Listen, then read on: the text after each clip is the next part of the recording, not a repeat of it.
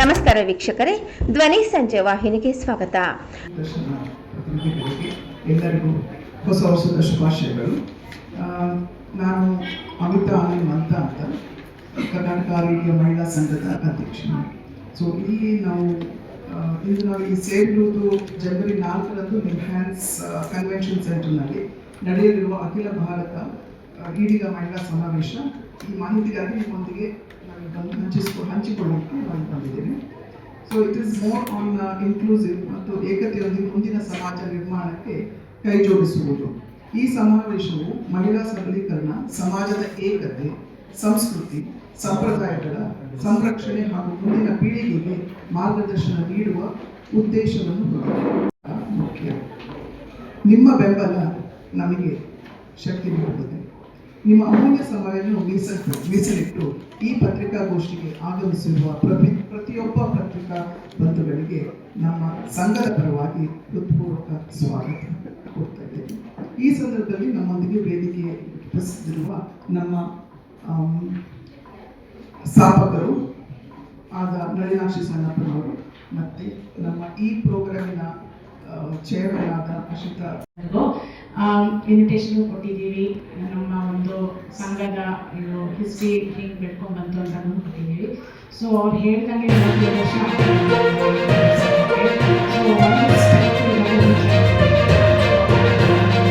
ಸಮುದಾಯದ ಹುಡುಗಿಯರ ಕರ್ಕೊಂಡು ಹೆಂಗಸರು ಕರ್ಕೊಂಡು ಇವಾಗ ನಾವು ನೆಕ್ಸ್ಟ್ ಸ್ಟೆಪ್ಗೆ ಹೋಗೋಣ ಅಂತ ಅಂದ್ಕೊಂಡು ಈ ಒಂದು ದೊಡ್ಡ ಕಾರ್ಯಕ್ರಮ ಮಾಡ್ತಾ ಇದ್ದೀವಿ.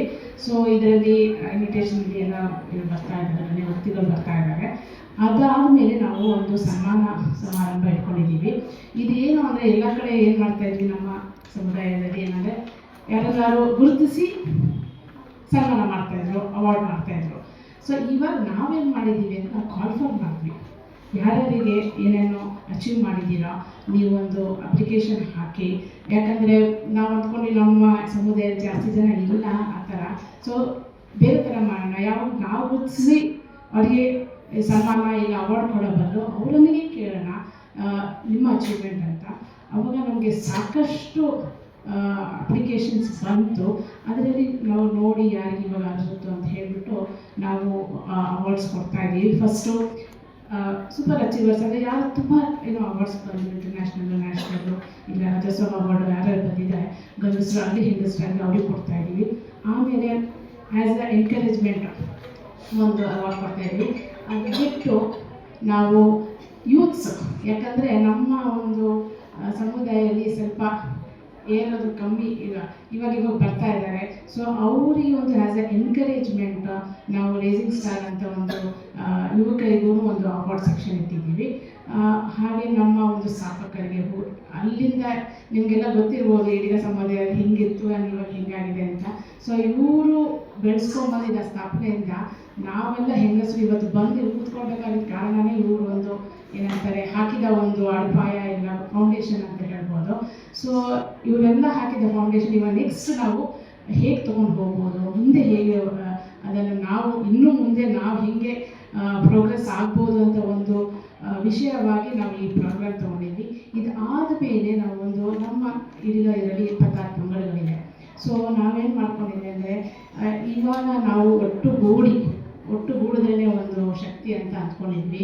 ಒಂದು ಲೆವೆಲ್ ಆಫ್ ಎಂಪವರ್ಮೆಂಟ್ ಆಯಿತು. ನೆಕ್ಸ್ಟು ಯಾವ್ದಾದ್ರು ಗೌರ್ಮೆಂಟ್ ಬಾಡೀಸಲ್ಲಾಗಲಿ ಇಲ್ಲ ಯಾವ್ದಾದ್ರು ಸಂಸ್ಥೆಗಳಾಗಲಿ ರೆಪ್ರೆಸೆಂಟೇಷನ್ಸ್ ಆಗಲಿ ಇಲ್ಲ ಪೊಲಿಟಿಕಲ್ ಇದರಲ್ಲಿ ನಮ್ಮ ಹೆಂಗಸರು ಒಬ್ಬರೇ ಇದುವರೆಗೆ ನಮ್ಗೆ ಕಾಣಿಸಿದ್ದು ಒಬ್ಬರೇ ಮಗ ಅಷ್ಟೇ, ಅಷ್ಟು ಪೊಲಿಟಿಕಲಲ್ಲೂ ನಾವು ಬಂದಿಲ್ಲ.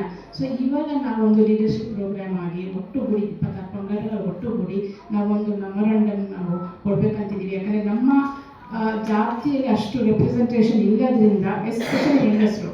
ಸೊ ಒಂದು ಹೇಗೆ ನಾವು ಮುನ್ನಡೆಯಬಹುದು, ಹೇಗೆ ನಾವು ಲೀಡರ್ಶಿಪ್ಪನ್ನು ಡೆವಲಪ್ ಮಾಡ್ಬೋದು, ಹೇಗೆ ನೆಕ್ಸ್ಟ್ ಜನ್ರೇಷನ್ ಇವರೆಲ್ಲ ಒಂದು ಅಡಿಪಾಯ ಹಾಕಿದರೆ ಇವಾಗ ನೆಕ್ಸ್ಟ್ ಜನ್ರೇಷನ್ ನಮ್ಮನ್ನೆಲ್ಲ ಟ್ರೈನ್ ಮಾಡಿ ಮುಂದೆ ಏಕೆ ಸಂಘ ಸಂಸ್ಥೆ ಹಾಗೆ ನಿಲ್ಲಕ್ಕಾಗಲ್ಲ. ಗೆಸ್ಟ್ ಇವರು ಹರಿಪ್ರಸಾದ್ ಅವರು, ರಾಮಲಿಂಗ ರೆಡ್ಡಿ ಅವರು, ಮತ್ತು ದಿನೇಶ್ ಗುರುನವರು, ಮಲ್ಗೊಂಗಾರಪ್ಪ, ಕೋಟ ಶ್ರೀನಿವಾಸ್ ಪೂಜಾರಿ, ಬೆಳ್ಳೂರು ಗೋಪಾಲಕೃಷ್ಣ ಅವರು, ಗವಿಯಪ್ಪ ಅವರು, ಉಮಾನಾಥ್ ಕೋಟ್ಯ, ನಾಗಲಕ್ಷ್ಮಿ ಚೌಧರಿ ಅವರು, ಶ್ರೀಮತಿ ಪ್ರತಿಭಾ ಕುಳಾಯಿ, ಮಂಜುನಾಥ್ ಪೂಜಾರಿ, ಮಾಲಿಕ ಬಿಟ್ಟಿದ್ದ ವಿನಯ್ ಕುಮಾರ್ ಸೊರಗಿ, ಡಾಕ್ಟರ್ ಜಯಮಾಲ, ಶ್ರೀ ಹರ್ತಾಳ್ ಹಾಲಪ್ಪ, ಶ್ರೀಮತಿ ಸೌಮ್ಯ ರೆಡ್ಡಿ, ನಮ್ಮ ಕರ್ನಾಟಕ ಪ್ರದೇಶ ಆರ್ಯ ಸಂಘದ ಅಧ್ಯಕ್ಷರು ತಿಮ್ಮೇಗೌಡರು, ಮತ್ತು ನಮ್ಮ DC ಬೆಂಗಳೂರು ನಗರ DC ಜಿ ಜಗದೀಶ್ ಅವರು, ಮತ್ತು ನಮ್ಮ ಸ್ವಾಮೀಜಿಗಳಾದ ಪರಮ ಪೂಜ್ಯ ಶ್ರೀ ಖ್ಯಾತಾನಂದ ಸ್ವಾಮೀಜಿಗಳು ಮತ್ತು ಪರಮ ಪೂಜ್ಯ ಶ್ರೀ ಶ್ರೀ ರೇಣುಕಾನಂದ ಸ್ವಾಮೀಜಿಗಳು.